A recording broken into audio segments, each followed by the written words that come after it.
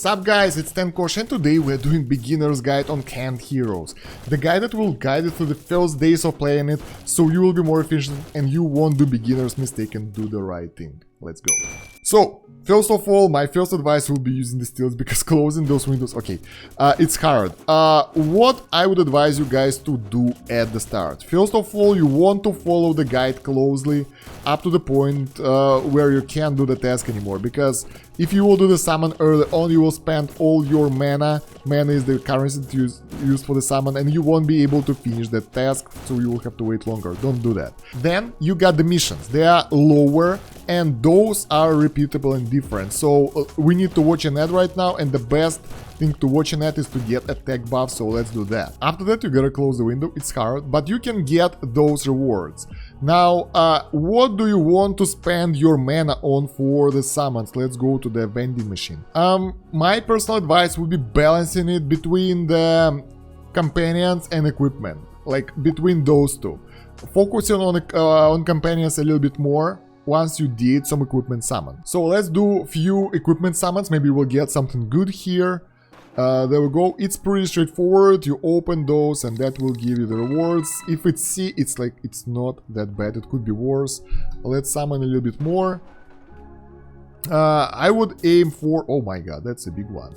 So here we got some green ones, but that's about it. I think that will be enough for you early on because you don't want to spend a lot on this. So instead, you go for companion summons, because those are important. It's important that you get the right companions.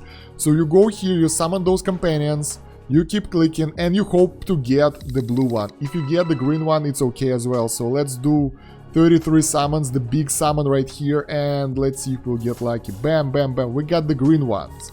We got the blue one as well. That's actually pretty dope. Let's get another one.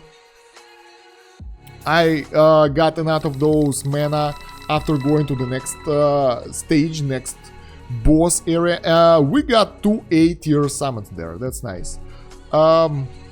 Here you get the summoning level. You get this by summoning, obviously.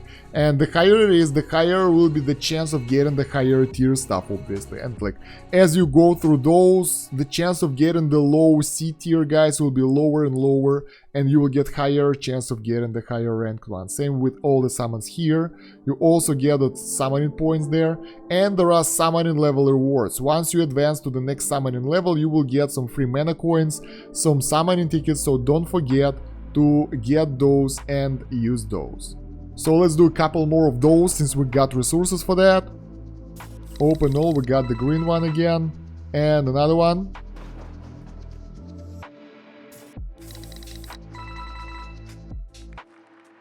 Alright, now we're out of money, so we can't do anything here.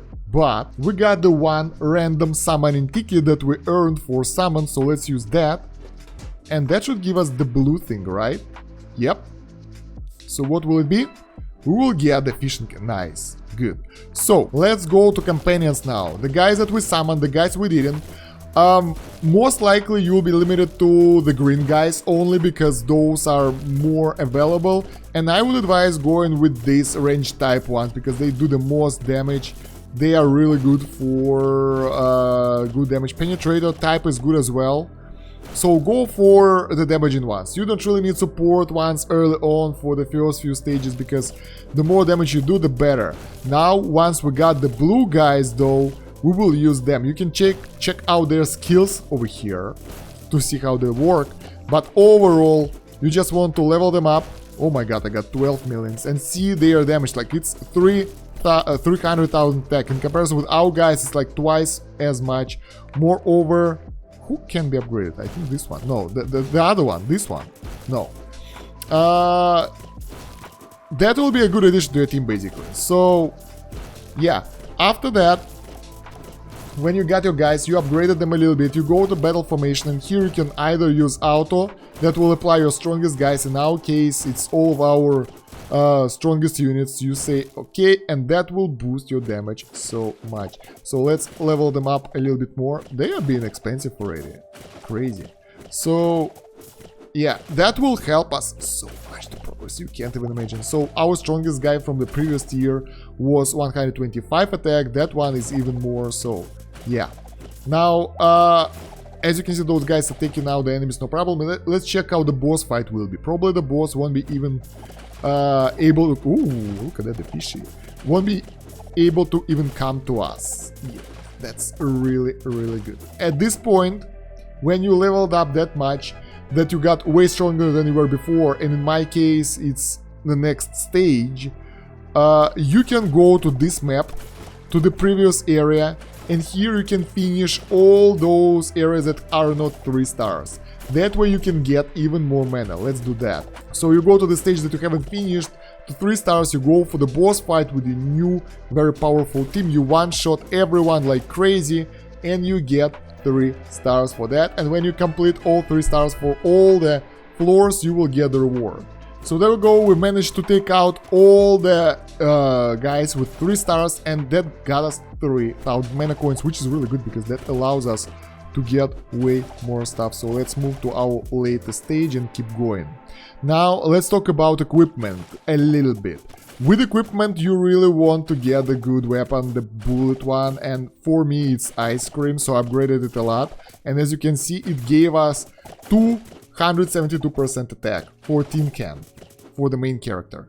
Although the good thing that like our main character attack is transferred to other characters as well, so they are kind of scaled from his attack, so that's important to level it up. If you are not as lucky like I'm right now, and here you got like the only C tier stuff for the hats, you can get one of those and do some of those default attack bonuses.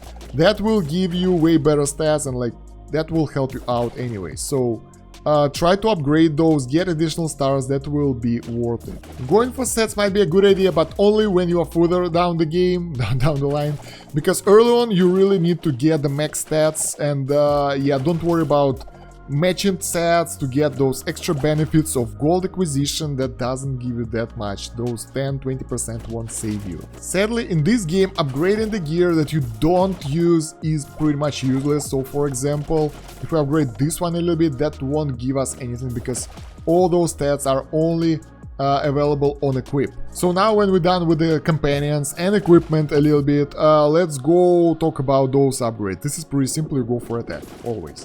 Go for maximum attack, then HP, then crit rate, then crit attack. You want to have your attack maximized because that will boost your companion's attack, that will boost your attack, and you will be able to take out enemies easier. So do remember, it was like 300 something, now it's 400 something. So upgrading our attack upgraded our character's damage as well, our friend. Also guys, if you got the new character, you can use scrap metal skill, and that will give you random bonuses. So don't forget to do that on your new guys that you just got. You can actually go for something specific here, just reroll it a few times. But honestly, early on, I wouldn't recommend spending it that much. Later on though, when you will be good, you can go for the highest tier attack bonuses by rerolling it like crazy. Like here we got critical attack, really good bonus, so we will leave it, and you can lock it and then roll for others until they will give you the bonuses that you need. As for your main character, for the stats here, you should go for attack as well, I think, because attack is really good skill that will give you more gold per second, that will allow you to take out enemies easier, and if you need some health, you can get it here in the enchants from time to time, so you won't be one-shotted if you get the enemies close. So yeah, overall you got the idea how you should prioritize the stats. Don't forget to check out achievements from time to time. Oh, that's the boss killer, misclicked again. Achievements from time to time, those will give you a lot of mana as well, so now we got 2.4k mana just for claiming the achievements. Since we're talking about the boss bio, when you clear the zone completely and take out the final boss, you should go here, and those will give you companion slots. So after each boss you will get companion slots, and after that some mana coins as well, and like, you know, other benefits. But companion slots are really efficient. That will allow you to get more character, that means more DPS. You can include healers if you need to and that kind of stuff, so it will be a good idea. Don't forget to check the mailbox, you can get some mana here from time to time as well. Story here, when you defeat the boss you will get the boosters. Story, that's just a story, so yeah, check out everything that's available in the game, that will help you out. So now let's talk about the relics a little bit. The relics, I don't recommend getting them to anyone because the price of summoning the relics is really high. It's 5,000 per summon and it's only 10 of those or something, 11. And when you open them, you get some stuff, yes, and the first time you get them, you can get quite a good bonus. Come on. And after that, you need more and more relics to get the higher bonus. So by default, those are giving you like 5% bonus for stats, and that's not crazy much, and it costs so much. So after that, by leveling them up, you need to spend those copies of relics, and each time you go higher, the enchantment chance is getting lower. So over time, that will add up, and the bonuses here are neglectable. Look at that. 0.1% attack. What's that? That's nothing. So I really don't recommend you guys spending resources on that. Now let's move on to dungeons. Dungeons are pretty straightforward. You got the combat power estimation. Here you fight, and that's basically a DPS check. The higher your damage will be, the more rewards you can get here. So try to score as much as possible. Same for the gold dungeon. Although in the gold dungeon it seems that everyone is doing the same 1 damage. So my recommendation for this one will be getting the highest attack speed as possible and getting the heroes that gets the most attack speed. That will give you the highest results and highest amount of gold, because it doesn't seem, I don't know if it scales from damage or not, but it seems, yeah, the bonuses are different. Okay, maybe it's max DPS, because it shows only 1 damage. Anyway, try to do as much damage here as possible, and that will give you a lot of gold that you can spend later on for the upgrades. That's like 40 million right here, that's pretty cool. And then you get the scrap metal dungeon, which is basically for the scrap metal that you use later on in order to get those additional stats for your guys. So, not bad. Look at that. Huge amount of enemies, so try to get a lot of AoE damage here like we did, and that will allow you to get more of those scrap metal things. There are waves though, so they will be stronger after each wave, but you know, that's the only way to get this scrap metal, so just go for it. So we're almost done. No. And actually guys, if you manage to defeat the wave before the time runs out, you will go for the second wave. That will reward you with even more scrap, so try to be strong enough to defeat the wave in time, and that will reward you with a really good result, so you won't regret it. Let's see how far we can go here. Probably not that far, because we're already taking damage at the end of the second wave, so I think third wave will just kill us because the enemies will be too strong.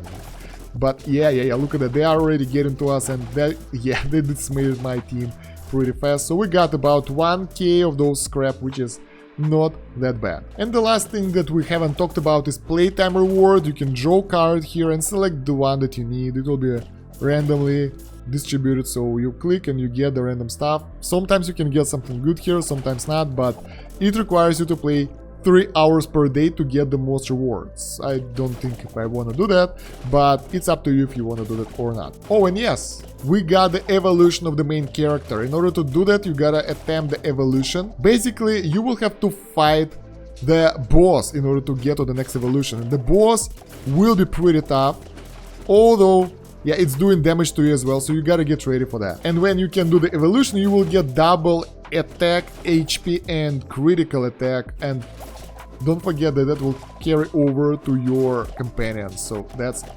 really useful for you. So yeah guys, other than that, just try to progress this game as much as possible. Just play it, get everything, get all the dungeons, upgrade your attack, upgrade your health. Maybe if you're going for the boss fights, like for evolution stages, for longer fights, you might want to include one healer in your team so you will last longer or don't die that fast. That might be a good idea, but other than that, I hope this guide was useful for you. If it was, let me know down below in the comments. Like the video and check the pinned comment and the video description for additional links. Also subscribe to the channel if you haven't yet. And yeah, that's about it for now. Thank you very much for watching. Stand Kosh out. Have a good one. Bye.